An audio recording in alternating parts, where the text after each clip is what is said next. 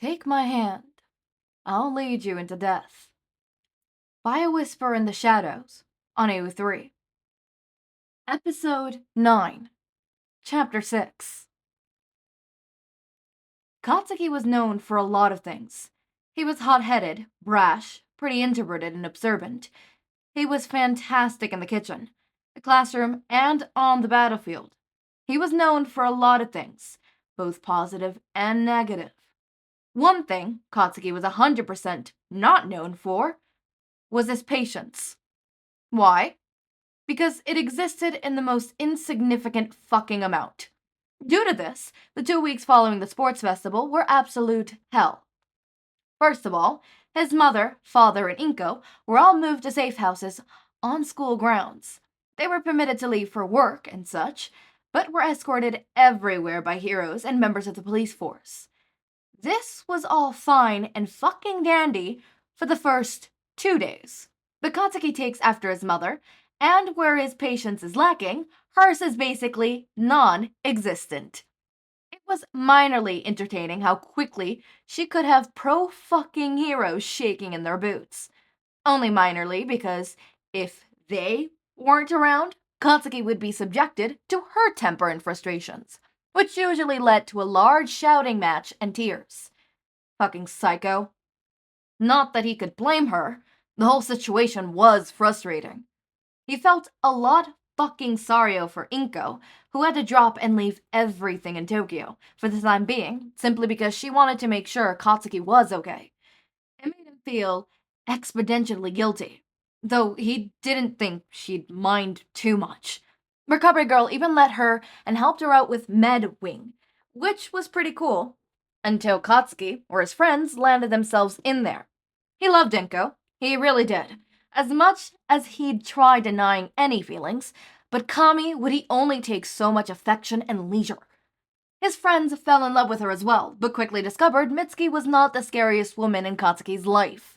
Hobo-sensei had to leave the room to stop his laughter the first time she scolded all of them for being reckless in training.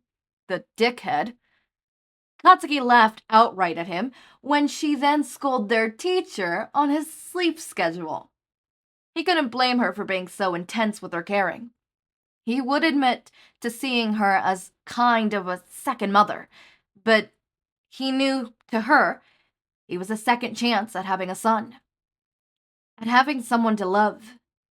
He knew how having 20 children to dot on was practically a dream of hers. For Katsuki, it was almost a nightmare. Every time he looked at her, all he could see was Izuku. Green eyes, Izuku. Green hair, Izuku. Tears, Izuku. And it hurt. It hurt so much, because he knows it's impossible for the boy to still be alive. But Katsuki was praying to whatever fucking deity would listen, that his hunch might be right. He prayed and prayed and prayed, and then he had to force himself to stop, because if he was right, and Reaper really was Izuku, who fucking knows the torture he's been put through? Katsuki doesn't even want to think about it. His imagination does enough damage at night. On the minuscule chance that he was right, however, that Reaper was Izuku, then there was still a minuscule chance that Katsuki could save him. And he'd be damned if he let that chance go. The only issue was, he couldn't actually do anything. And that means anything. Everyone else was allowed to leave, head out on internships and train or whatever. Katsuki was barely allowed to take a fucking piss alone. Even when sleeping, he had to have someone with him. They all were made buddied up, sleeping in groups of 2 or 4. His squad nearly convinced Aizawa to let them group together, but Katsuki had their heads. He allowed Kirishima, but that was it. At first, he didn't understand the sleeping in groups. It's not like they could watch out for each other if they were asleep. Aizawa explained to them that if it was so that the heroes could keep an eye on everyone, which, annoyingly, made sense. Obviously, they couldn't spare a hero and officer per student, because that would be fucking expensive. Even at the rate it was going, Katsuki felt like everything was over the top. They were heroes in training, for fuck's sake. How were they supposed to save others if they couldn't take care of themselves? if they couldn't stop one guy? How was Katsuki supposed to be number one if he couldn't even save one friend, even before they were taken? He also had this insane pressure of guilt, pressing down on his chest, no matter who he looked at. His classmates, his teachers, the heroes, the police, his family. Everyone was there because of him. They were there because Katsuki was reckless, because he couldn't let Reaper go and chased after him when he knew it was wrong, when he knew he wasn't fucking supposed to. That it was all only for the time being. He knew it was his fault, and it hurt. Inko gave up Tokyo, his parents their home and privacy. His classmates gave up proper internships. Most of the heroes they'd be working with were on Reaper's case. He couldn't even begin to guess how many gray hairs he'd given his teacher, Aizawa especially. Not only were all their lives completely messed up, Katsuki only managed to put a target on every single one of their backs. He felt like fucking shit. He also knew that everyone else knew he was feeling like shit. They were overly fucking cautious, either avoiding him at all costs for fear that he'll blow up, or walking around him like they were on fucking eggshells. The only ones treating him with some resemblance of normacy was his parents, Shitty Hair and fucking Aizawa.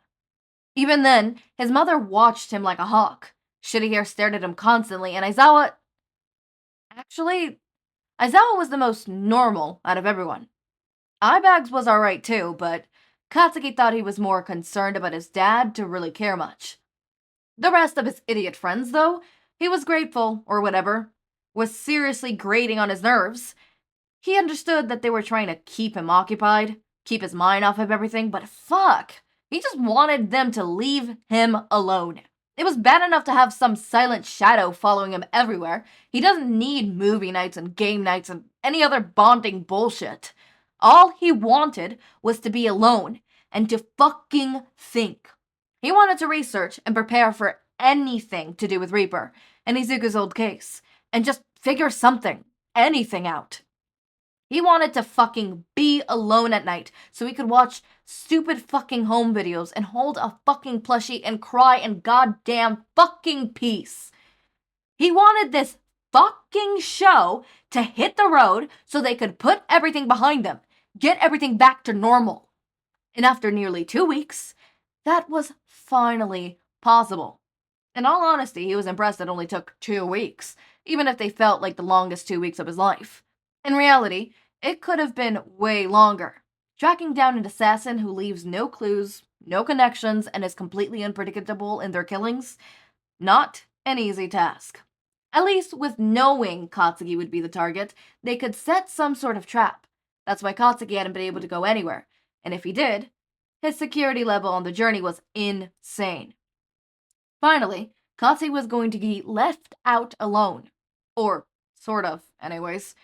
Even if the plan was, well, this is dumb as fuck. He grumbled for the upteenth time as he was fitted with a bulletproof vest. Hobo-sensei groaned in the corner, probably secretly agreeing with him. The plan was dumb, but apparently it was the best they could come up with, in a little time that they had, and with little information. Ahmed was watching it with an odd expression that looked a mix of concern and uncertainty, which was not fucking comforting.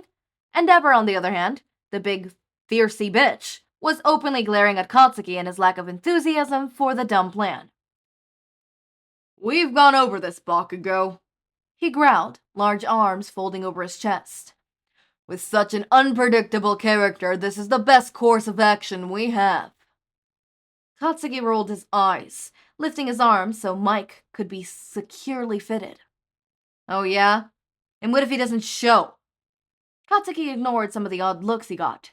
He knows most people don't refer to Reaper by any gender, because it's unknown.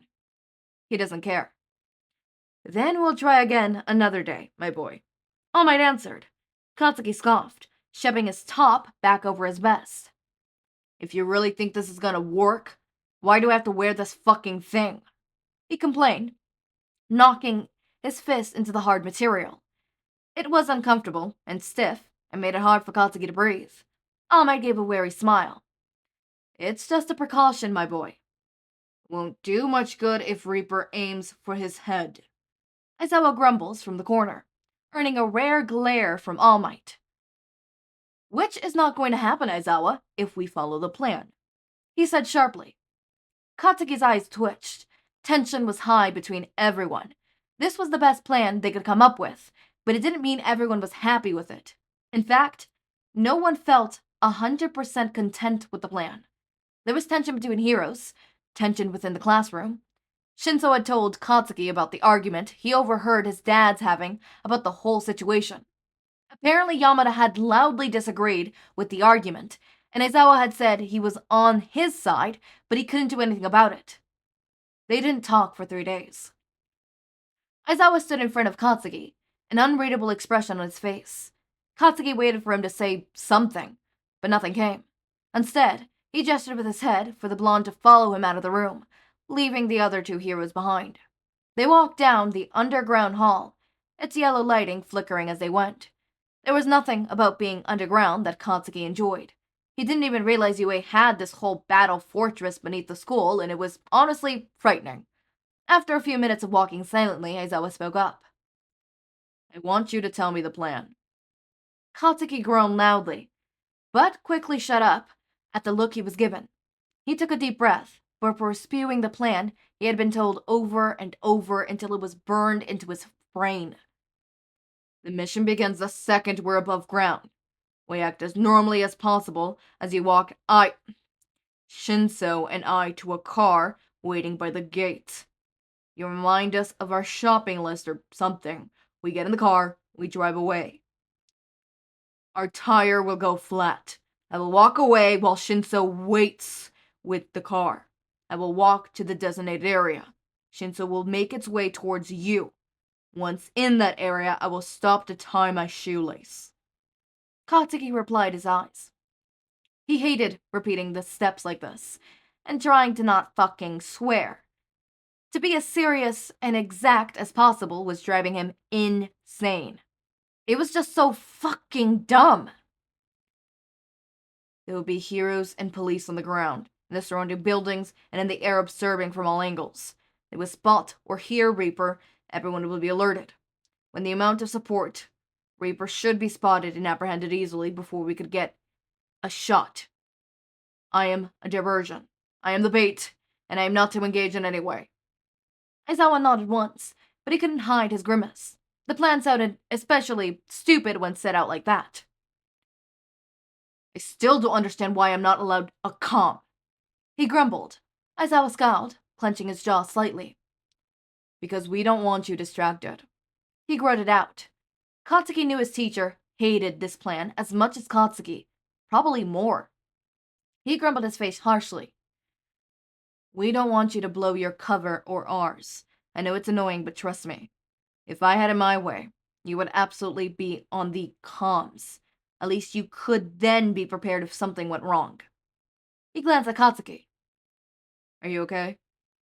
Katsuki, slightly taken aback by the question, was ready for full dismissal mode. Huh? Course I am. His teacher stared at him.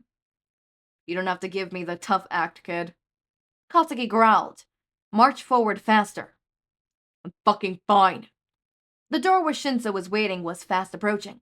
Aizawa remained quiet for the final steps, probably giving Katsuki a moment to prepare. Probably preparing himself. Katsuki took a few deep breaths before walking through the entrance, eye bags leaning on the wall on either side. They were the only 2 students permitted to be part of the mission, along with ears and arms. Katsuki, for obvious reasons, and eye bags because it would look more suspicious if Katsuki was let out alone. And if things went well enough, Shinsou's quirk would come in real fucking handy. The other 2 were only permitted for observation purposes. The purple-haired boy glanced up from his phone, a strained smile on his face. Yo, ready for some shopping? He asked, pushing himself off the wall and falling into step behind Katsuki. Fucking whatever. Let's get this shit over with. He grumbled as they made their way to UA's main entrance, eyebags making small talk with Hobo-sensei, earning a couple grunts from Katsuki. As they made it to the car, Shinsou getting in first, Katsuki felt a hand on his shoulder. Don't forget anything. Aizawa said, "Be quick and behave. I want you back both by dinner. Understand?" He asked, eyes boring into Katsuki's own. He heard an affirmation from Shinsou inside the car and gave a quick nod of his own. Then he was in the car and driving away from their teacher, from their safety. Shinsou blew out a shaky breath next to him before shoving something in Katsuki's hand. "I am so blaming you for this, by the way, because there is no way that this isn't gonna go wrong," he complained. Katsuki glanced down, smirking slightly at the extra calm in his hand and slotting it securely in his ear. Instant noises were filling his head. Checks in and other mandatory tests. "Seriously, dude, Yaruzu nearly had my head." He sighed heavily, sinking into the car seat, not saying anything else for fear of being heard. "Just don't do anything stupid, please." Katsuki gave a small nod. The car jerked suddenly, with a telltale sound of a tire popping. Katsuki took out his own shaky breath. "Let the bullshit begin." Oh, something is definitely going wrong. So much going wrong. Oh my god. Or unless this is where they actually catch Izuku. Like, think about it. Izuku's going after Katsuki, and he sees that everybody is trying to stop him. What if this is the time that Izuku gets caught? Not because there's a bunch of heroes. If it was any other target, Izuku would never get caught. He would kill the person and then leave. Because it's Izuku. Am I putting a lot of trust in Izuku? Yes. But also think about it this way. Izuku needs to succeed, because if he goes back and he's not succeeded, he will be reprimanded. When pushed hard enough and trained so much like Izuku was, I definitely believe that Izuku would be able to pull off a kill like this, not because he's smart or because he can or because whatever, simply because of survival instincts. Ever hear of the fact that mothers can lift up whole cars if their child is stuck underneath the car? Or how you get super strength when it comes to adrenaline. Think of that, except a trauma response, right? When it comes to that, the human brain will do whatever it takes to not undergo psychological torture. It's why confessions made out of torture are not 100% valid, because half the time we are spouting, you could make someone tell you that they are a pig and wholeheartedly believe that they are literally a pig.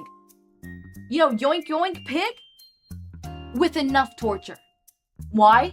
Because the mind will do whatever the fuck it takes to not go and undergo torture. Especially psychological torture, but overall torture. Because that is what the brain does. The brain will always do whatever it takes to keep us out of harm's way. And a lot of that times, something like that can happen. And I think Izuku obviously overgoes a lot of torture and psychological torture, right? And it's probably after every time he has a failed mission. So what happens? It is instilled in him that he cannot fail a mission. Failing a mission is not an option. And so he becomes deadly good at it. Why? Because he has to. It's why kids who are in not so good homes with manipulators, are so quiet. They're so good at reading a person and reading a room. Why? Not because they want to. It's not a conscious thing. It's a subconscious thing. It is what the mind does to make sure and prevent more harm being done to oneself. It is one's ego acting up. And I don't mean ego as in like, oh, I'm the best. Ego in the sense of, I need to, preserve my well-being kind of situation, right? And so in instances like that, I think Izuku would be able to pull this off. Obviously not without a hitch. There would be mistakes. There would be close calls. But I still think Izuku would be able to pull it off, or at the very least, not pull it off at that moment, knowing it's a trap. At the very least, Izuku knows this shit's a trap. But maybe Izuku lets himself be taken in.